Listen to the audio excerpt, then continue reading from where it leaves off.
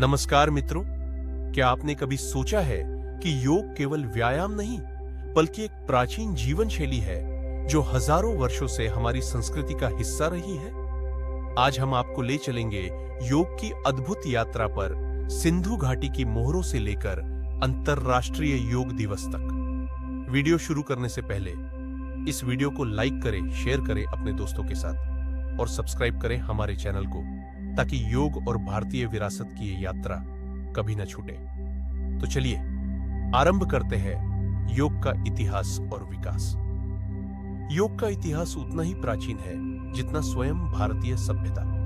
ये केवल एक अभ्यास नहीं, बल्कि एक गतिशील परंपरा रही है जिसने सहस्राब्दियों के दौरान लगातार खुद को विकसित और अनुकूलित किया है। इसकी जड़ें इतनी गहरी हैं कि इसका सटीक काल निर्धारण करना कठिन है, लेकिन पुरातात्विक साक्ष्य और प्राचीन ग्रंथ हमें इसके विकास की एक स्पष्ट तस्वीर, सिंधु घाटी सभ्यता में योग के संकेत, लगभग 3300 से 1900 ईसा पूर्व। योग के सबसे प्रारंभिक प्रमाण सिंधु घाटी सभ्यता के पुरातात्विक स्थलों से मिलते हैं।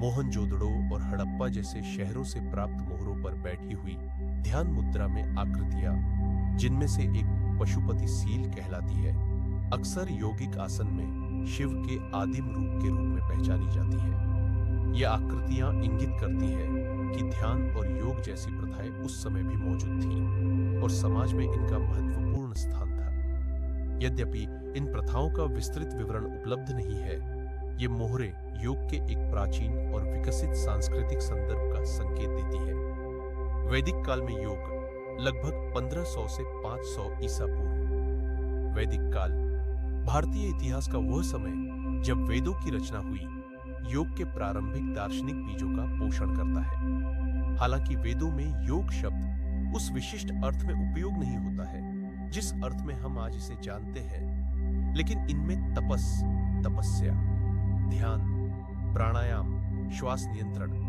और मन को नियंत्रित करने के विचारों का व्यापक रूप से उल्लेख है।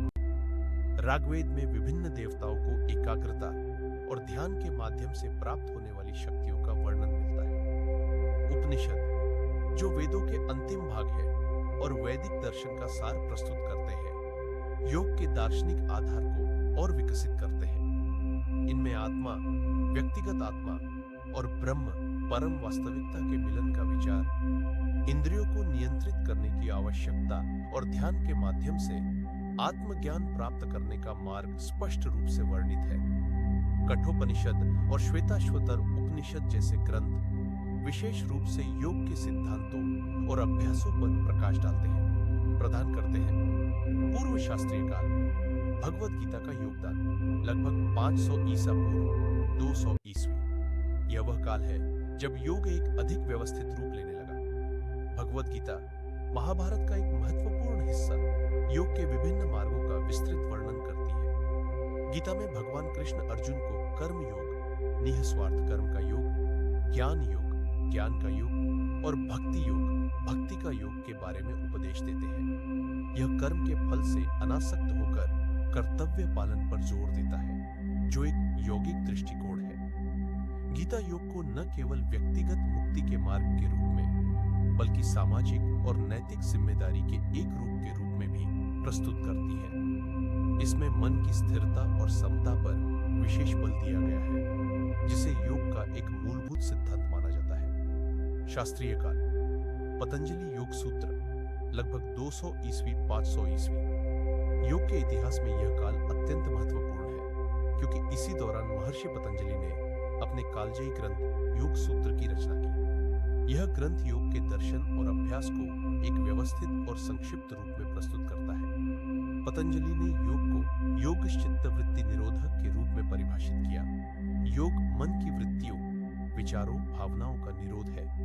उन्होंने अष्टांग योग, 8 अंगों वाला योग का एक विस्तृत ढांचा प्रस्तुत किया, जिसमें नैतिक आचरण से लेकर सर्वोच्च चेतना तक पहुंचने के चरण शामिल हैं। यम, सामाजिक और नैतिक आचरण, अहिंसा, सत्य, अस्तेय, ब्रह्मचर्य, अपरिग्रह। नियम, व्यक्तिगत अनुशासन, शौच, संतोष, तपस, स्वाध्याय, ईश्वर प्राणिधान। आसन, शारीरिक मुद्राएं जो शरीर को स्थिर और मन को शांत करती हैं। प्राणायाम, श्वास नियंत्रण तकनीकें जो जीवन ऊर्जा प्राण को विनियमित करती है। प्रत्याहार, इंद्रियों को बाहरी वस्तुओं से हटाकर भीतर की ओर मोड़ना। धारणा, मन को किसी एक बिंदु पर एकाग्र करना। ध्यान, एकाग्रता को निरंतर बनाए रखना जिससे मन शांत हो। समाधि, ध्यान की सर्वोच्च अवस्था जहां व्यक्ति अपनी चेतना से परे परमात्मा से एकाकार हो जाता है। पतंजलि के योग सूत्र राजयोग ध्यान और मानसिक नियंत्रण पर केंद्रित का आधार बने और बाद की सभी योग परंपराओं को गहराई से प्रभावित किया। उत्तर शास्त्रीय काल और मध्यकालीन योग, हठ योग का उदय लगभग 500 ईस्वी 1500 ईस्वी। पतंजलि के बाद योग का विकास कई शाखाओं में हुआ। इस काल में हठ योग का विशेष रूप से उदय हुआ जिसने शारीरिक शुद्धि और शरीर को मजबूत बनाने पर जोर दिया ताकि ध्यान और समाधि के लिए एक स्थिर आधार तैयार हो सके। हठ योग ने आसन, प्राणायाम, मुद्रा, शारीरिक इशारे, बंध, ऊर्जा ताले और क्रिया शुद्धि तकनीक पर अधिक ध्यान केंद्रित किया।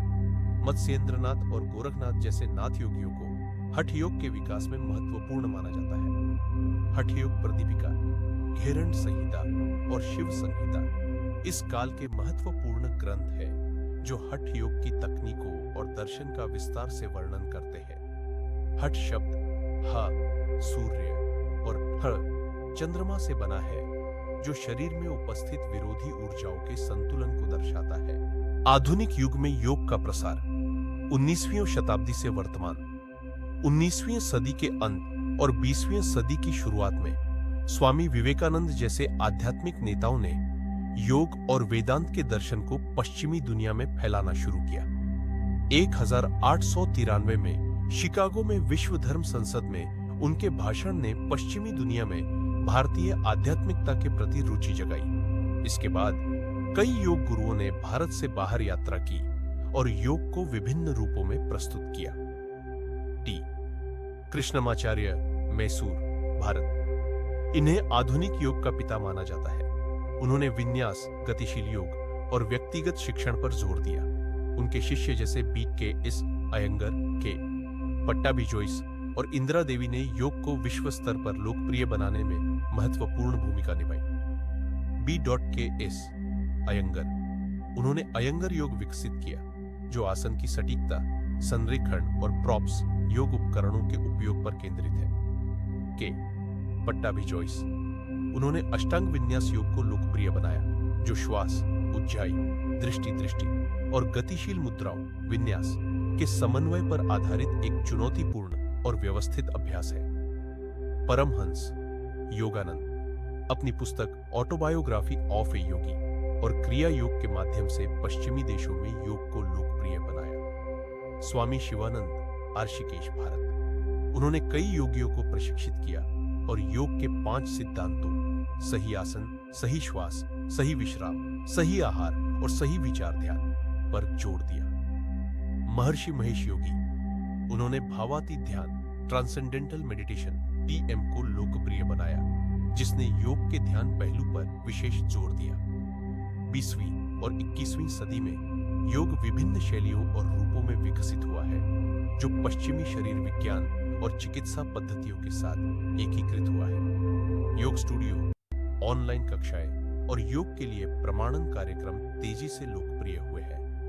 21 जून को अंतर्राष्ट्रीय योग दिवस के रूप में घोषित करना संयुक्त राष्ट्र द्वारा 2014 में योग की वैश्विक स्वीकार्यता और महत्व का एक प्रमाण है। आज योग एक वैश्विक घटना है जो केवल आध्यात्मिक मुक्ति का मार्ग नहीं बल्कि तनाव कम करने, शारीरिक स्वास्थ्य में सुधार करने और मानसिक शांति प्राप्त करने का एक साधन भी है। इसका इतिहास हमें सिखाता है कि योग एक लचीली और अनुकूलनीय प्रणाली है जो हर युग और संस्कृति की आवश्यकताओं को पूरा करने में सक्षम है। अगले खंड में हम योग के विभिन्न प्रकार और शैलियों पर चर्चा करेंगे। तो मित्रों, ये था योग का अद्भुत और प्रेरणादायक इतिहास, एक यात्रा जो शरीर से आत्मा तक जाती है और हजारों वर्षों से मानवता को दिशा दे रही है। अगर आपको ये वीडियो पसंद आया हो तो इसे लाइक करना न भूलें, शेयर करें अपने मित्रों और परिवार के साथ और सब्सक्राइब करें हमारे चैनल को, क्योंकि अगली कड़ी में हम बात करेंगे योग के विभिन्न प्रकार और शैलियों की। याद रखिए,